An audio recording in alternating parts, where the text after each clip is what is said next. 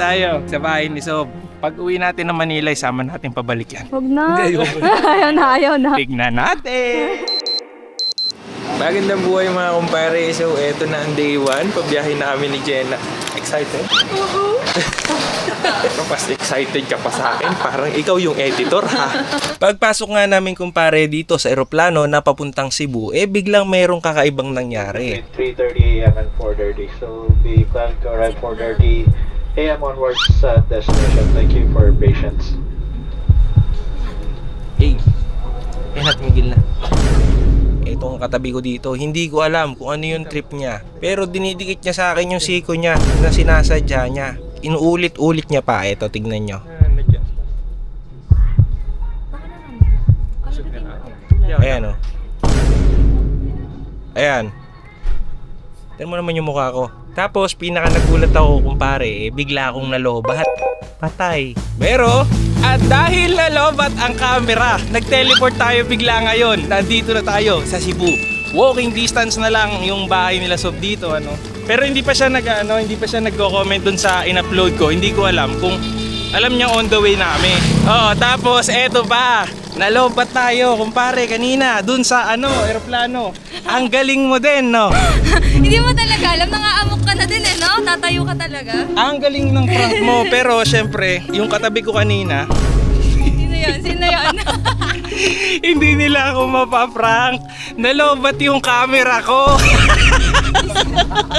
Ayan o, tumatawa yung sumisiko sa akin kanino. Pero magsusumbong ka na sa staff. Magsusumbong? Hindi ako magsusumbong. Sinisiko ko. Ayan o.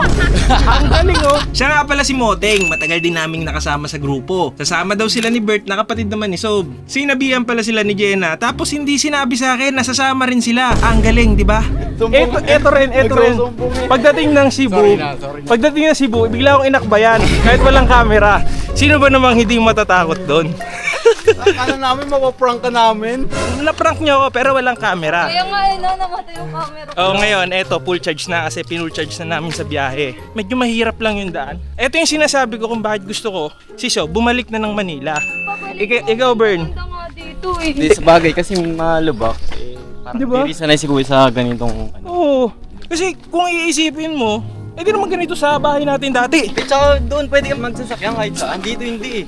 Diba? Pero Oo. malamig dito, mahangin. Oh, sige, tignan natin. Ano kayang ginagawa ni Sob? Paano kung wala pala doon si Sob, no? Di surprise. Wag naman. Update namin kayo kapag malapit na kami. Konting update lang. Pawis na kami. Wala pala. Mahirap pala na hindi tayo nagsabi. Mahirap yung gantong prank, tayo yung napagod.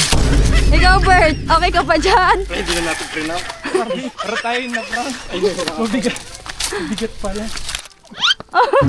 Yun guys, konting update lang. Malapit na kami. Mataba. Ato mo sa init. Ito na.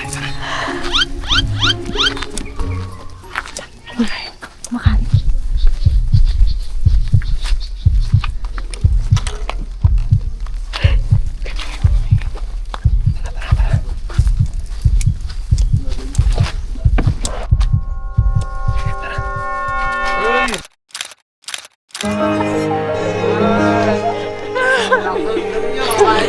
Ba't kayo nandito?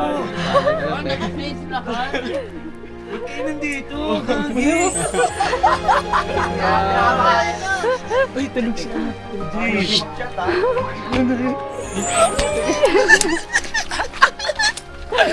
Nandito na kayo, Jay. Naiiyak naman ako. Kain tayo guys. Bern, anong ginagawa niya dito? Pawis na pawis. Kumakain kami.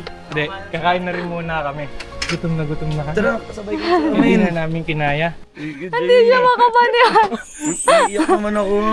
Hindi siya makapanihan. Hindi niya alam ano yung ire-react niya. Hindi ko alam i-react ako nung nakita. Si Bon ba to? Olo.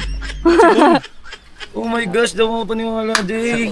Thank you. Oh my gosh. Dito na tayo sa bahay ni Sob.